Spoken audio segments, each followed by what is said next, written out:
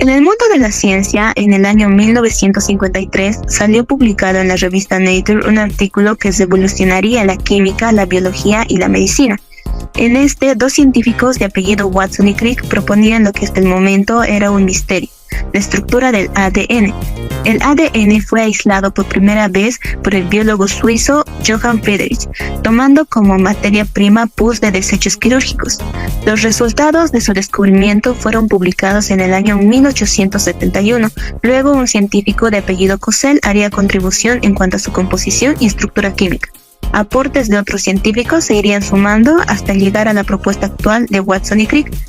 Por supuesto, hay algo que falta en la historia, y es que la científica Rosalind Franklin, experta en cristalografía, aportó a la estructura de ADN con la fotografía 51 mediante el uso de la difracción de rayos X.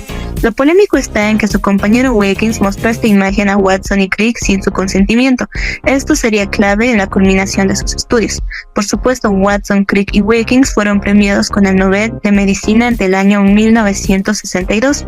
Watson y Crick mencionaron en la bibliografía a Rosalind y ella no recibió el Nobel, pues falleció años antes lastimosamente.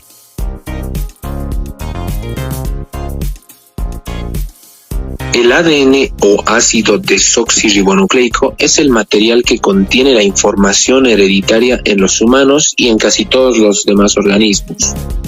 La mayoría del ADN se encuentra en el núcleo celular o en el ADN nuclear, pero también se puede encontrar una pequeña cantidad de ADN en las mitocondrias.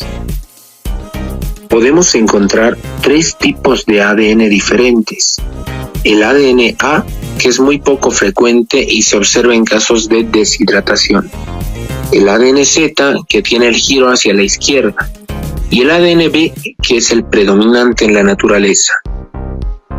Pasemos a hablar acerca de la estructura química del ADN.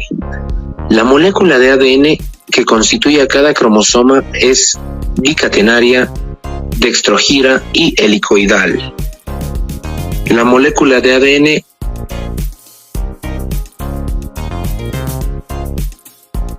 y la otra cadena en sentido 3' a 5'.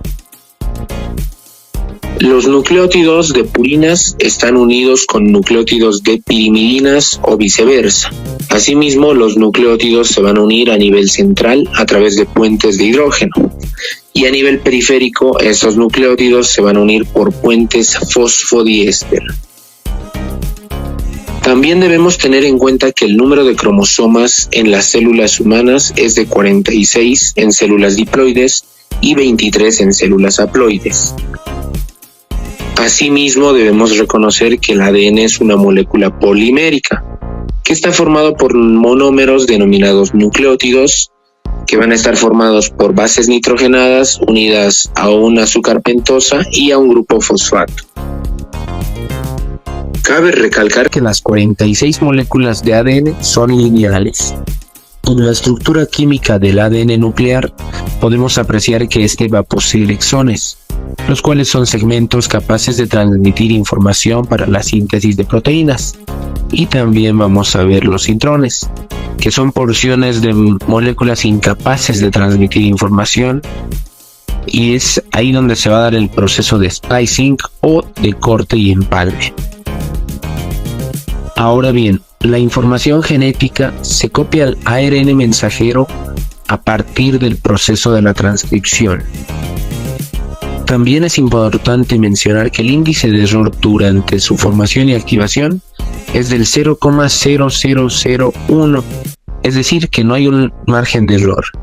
Finalmente, y para terminar, es importante mencionar que durante la división celular, el ADN forma complejos con proteínas nucleares, lo cual les hacen visible a la cromatina y se van a condensar para formar a los cromosomas. Estas proteínas van a ser las histonas, que los podemos encontrar de 5 tipos: H2A, H2B, H3 y H4. Y también al H1, que va a actuar como linker o como moléculas de separación. ¿Por qué el ADN es el portador de la información genética? Hoy en día sabemos que todas nuestras características están contenidas en una molécula de ADN. Pero la demostración de que este era el que tenía el material hereditario solo fue gracias a una extensa investigación de muchos científicos durante la primera mitad del siglo XX. En 1869 ya se había descubierto el ADN dentro del núcleo, pero se consideraba aún una proteína. Para que éste pueda ser el portador de la información genética, debía cumplir ciertos requisitos. Por ejemplo, debía ser químicamente estable, para que la información contenida en la molécula no sufriera daños ni alteraciones. También debía ser capaz de replicarse.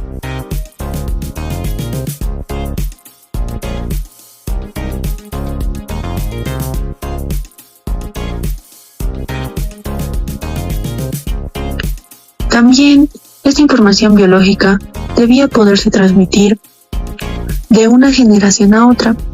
Así las características biológicas pasarían de una generación a otra. Por último, debía ser susceptible a sufrir cambios que posibilitaran la aparición de cierta variabilidad genética.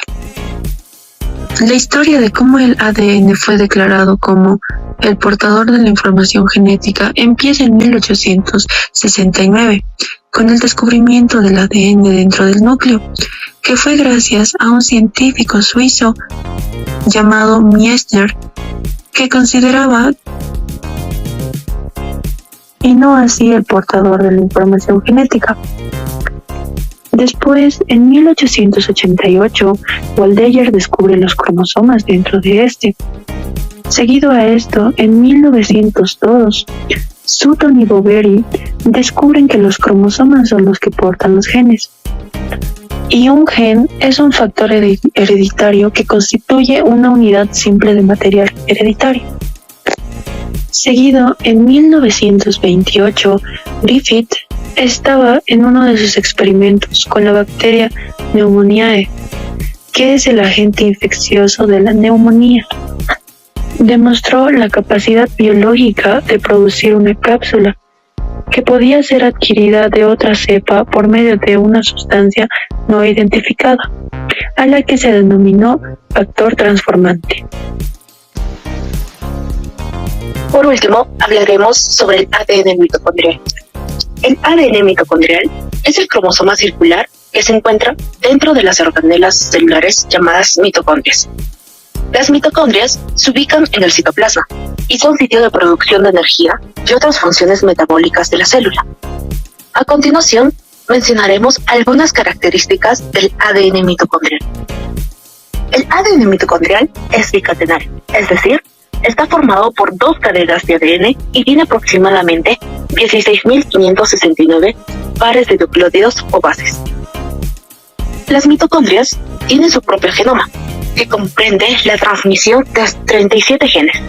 Entre estos, 22 para el ARN de transferencia, 2 para el ARN ribosomal y 13 genes codificantes de proteínas y funciones de ADN. Es circular y es pequeño, y está adherida a una porción de la membrana interna plegada sobre sí misma. Es autocatalítico, pero la replicación es independiente al ciclo celular, ya que ella no se desarma porque tiene su propia división celular, dada por la enzima de replicación, que es el ADN polimerasa gamma. No es autosuficiente, ya que la mayoría de las proteínas son sintetizadas por la información genética del ADN nuclear, mientras que el ADN mitocondrial solo corresponde 12 proteínas. El ADN mitocondrial no posee intrones, solo exones, que son segmentos capaces de transmitir información para la síntesis de proteínas. Así como también es importante mencionar que el genoma mitocondrial tiene mayor tasa de mutación, entre un 10 a un 100% veces más que el nuclear, ya que no presenta un sistema enzimático de corrección. Por último, daré un dato muy importante.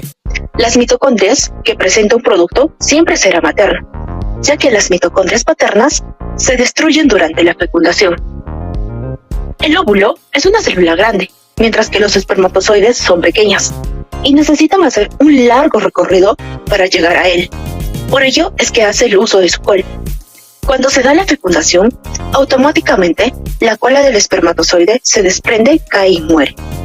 Gracias a este ADN mitocondrial, nos permite rastrear linajes genéticos entre familia, entre población o hasta incluso entre especies similares.